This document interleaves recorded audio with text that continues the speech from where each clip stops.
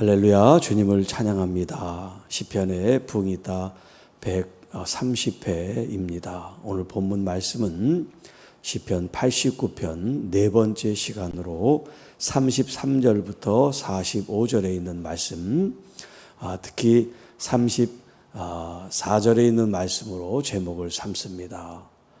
주께서 언약을 깨뜨리지 않는 것이 부흥이다. 그런 제목으로 함께 말씀을 나누겠습니다. 오늘 여기 있는 이 본문 말씀 가운데는 하나님께서 이제 다윗과 세운 언약을 기초로 오늘 본문이 주어져 있습니다. 우리가 지난 시간에도 다윗과의 하나님께서 맺으신 그 언약에 대한 말씀을 우리가 나눴습니다. 하나님께서는 이제 다윗과 그 후손들에게 그 왕위를 영구하게 하리라. 29절에 그 왕위를 하늘의 날과 같게 하겠다라고 말씀하십니다.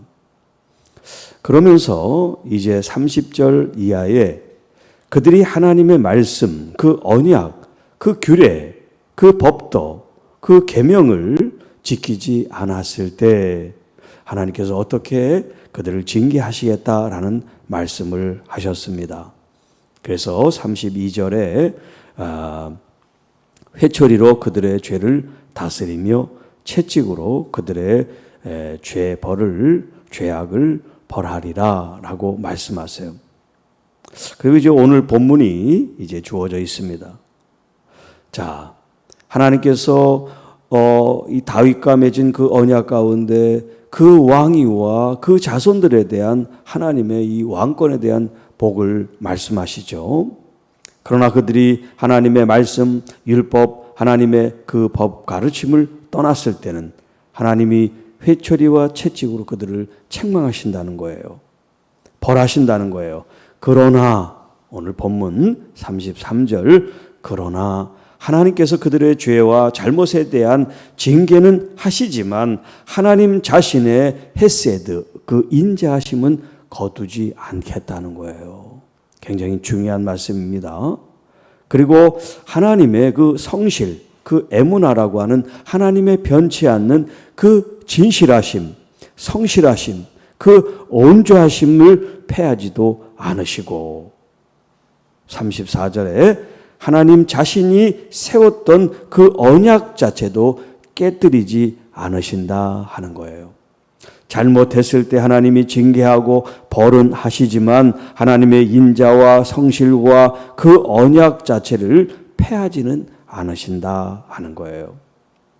하나님께서 한번 그 입술로 하신 그 말씀은 변함이 없다는 거예요.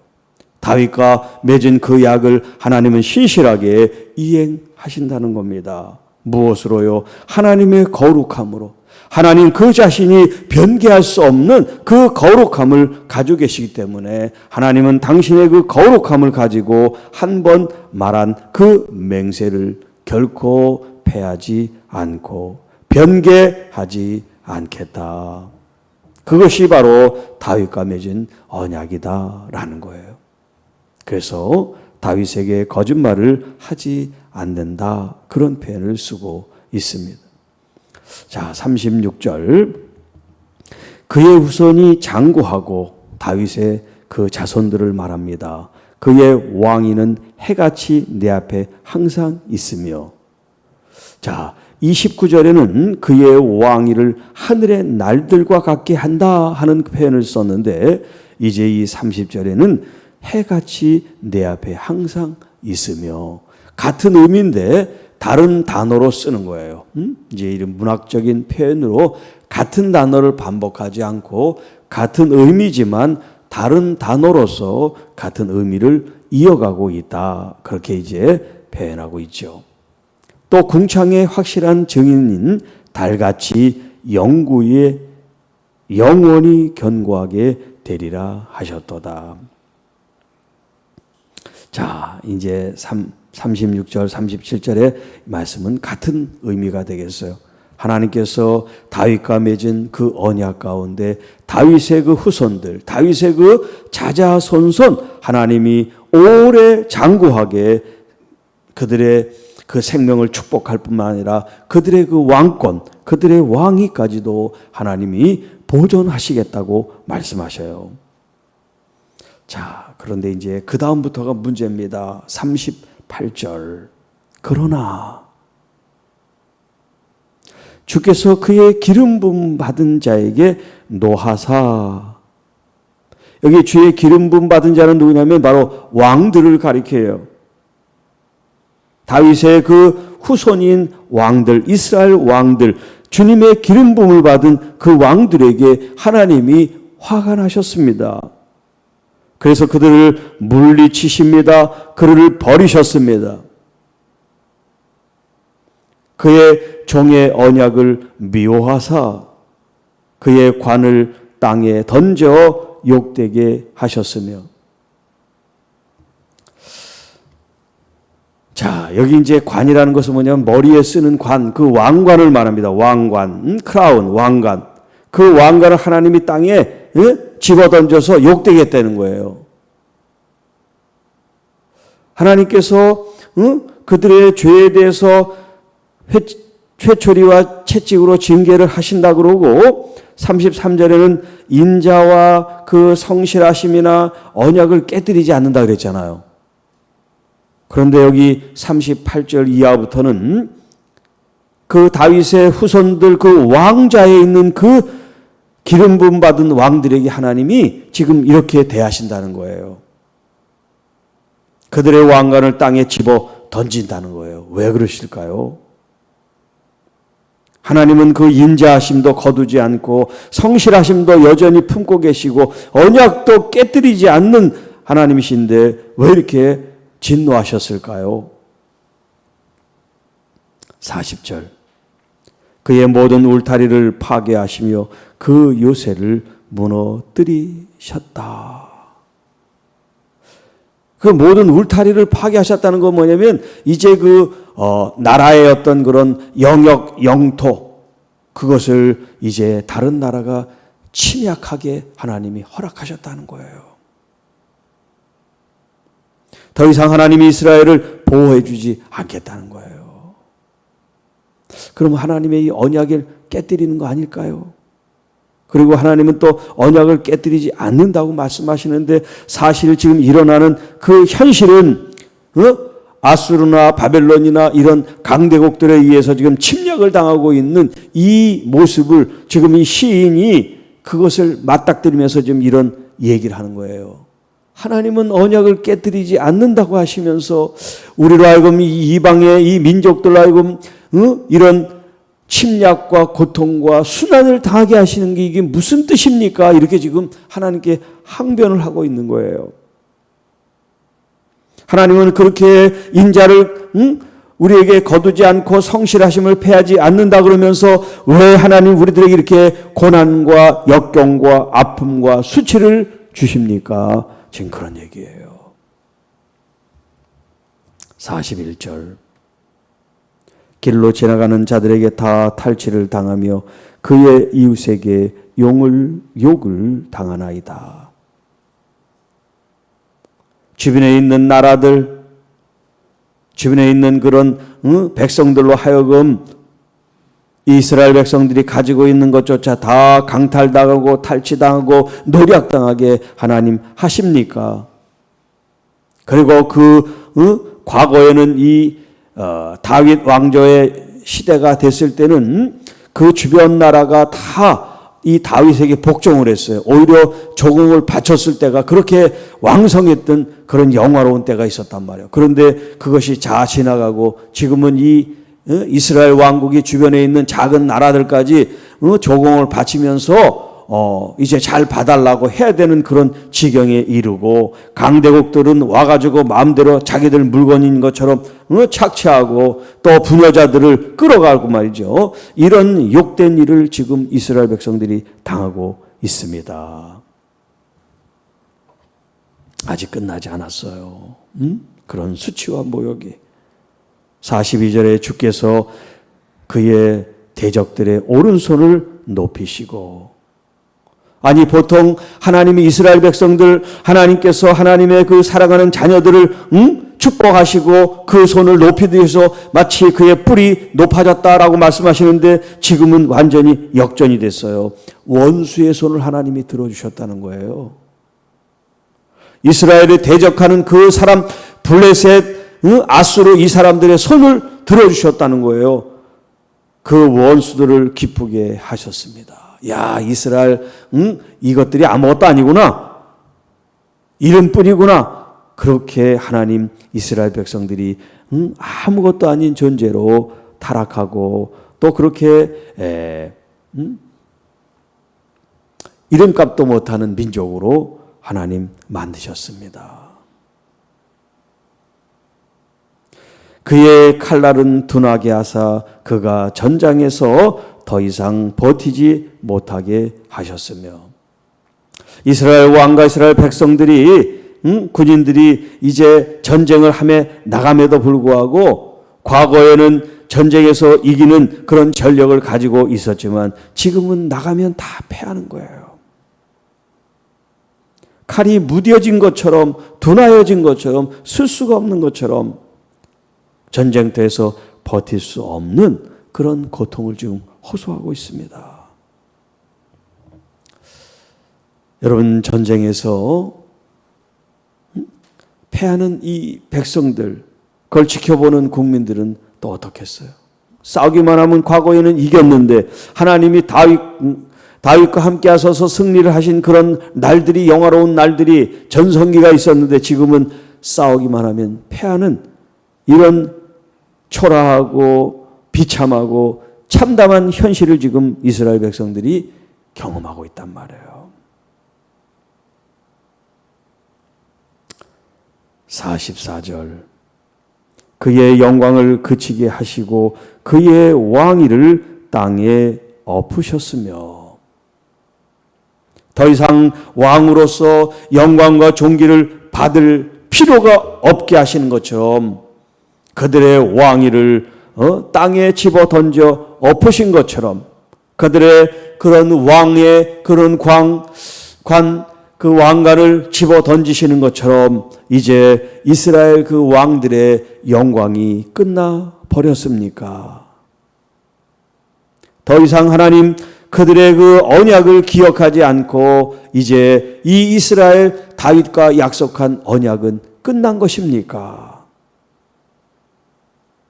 그의 젊은 날들을 짧게 하시고 그를 수치로 덮으셨나이다. 왕들의 그 왕위에서의 통치하는 그 기간이 짧단 말이에요. 몇 달, 며칠. 그리고 또 왕위가 바뀌고 또 기껏 몇 년 하다가 또 바뀌고 평화로운 어떤 그런 왕국 시대를 경험하지 못하고 계속해서 왕들이 조금 왕위에 올라갔다가 또 패해지고 또 패해지는 이런 일들. 그래서 그 젊은 날들을 짧게 하시고 그를 수치로 덮으셨습니다.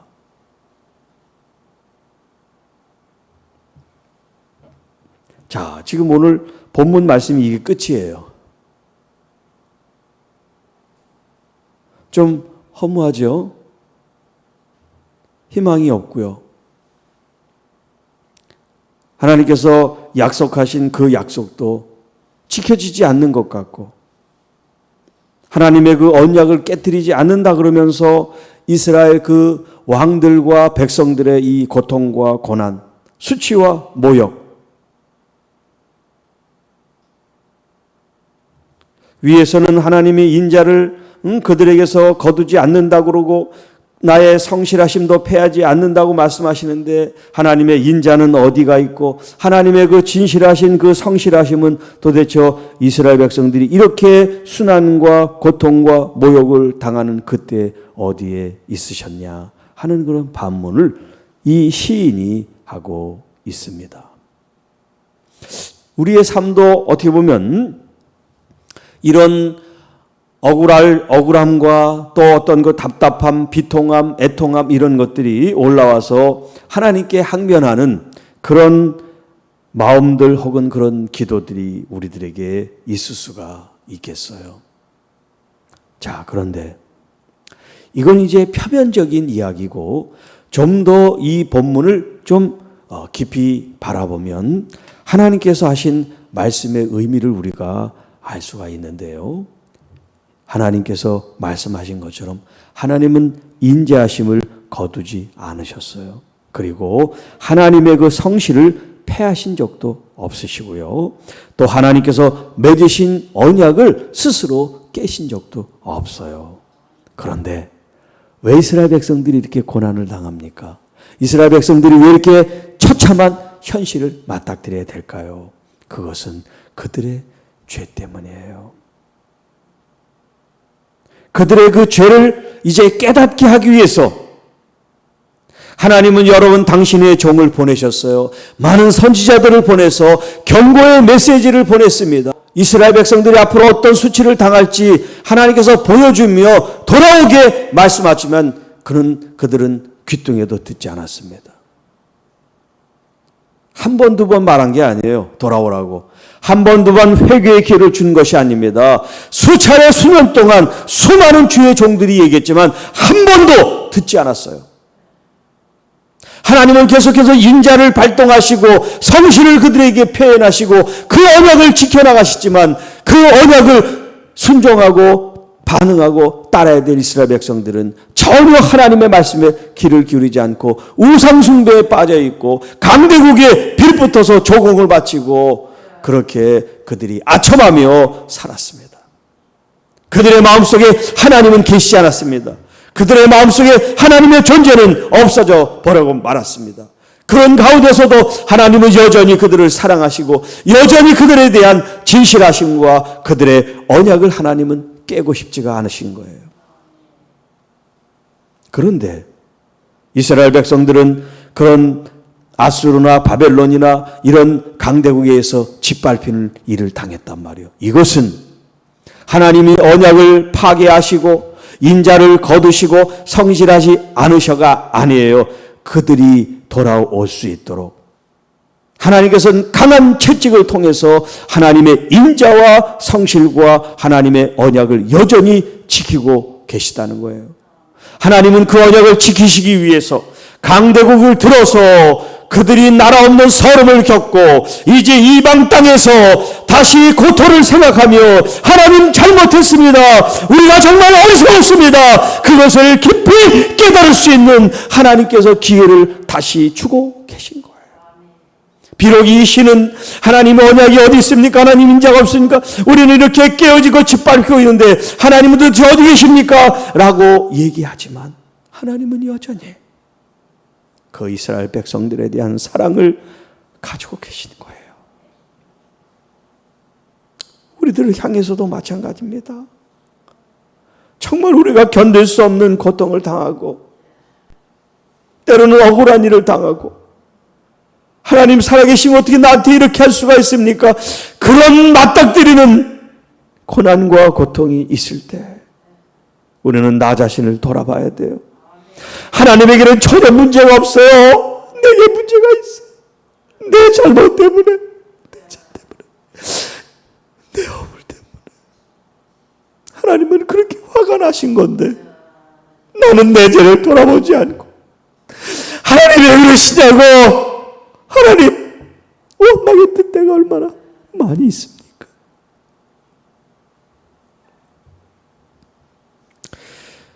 저도 그런 사람이었어요. 왜 하나님 나를 이곳에 두셨냐고. 왜 하나님 나에게 이런 아픔을 주시냐고. 왜 나에게 이런 환난을 주셨냐고. 그렇게 항변할 때도 있었습니다. 그러나 뒤돌아보면 다 저의 죄 때문이에요. 하나님의 징계조차도 사랑이라는 것을 제가 알게 됐습니다.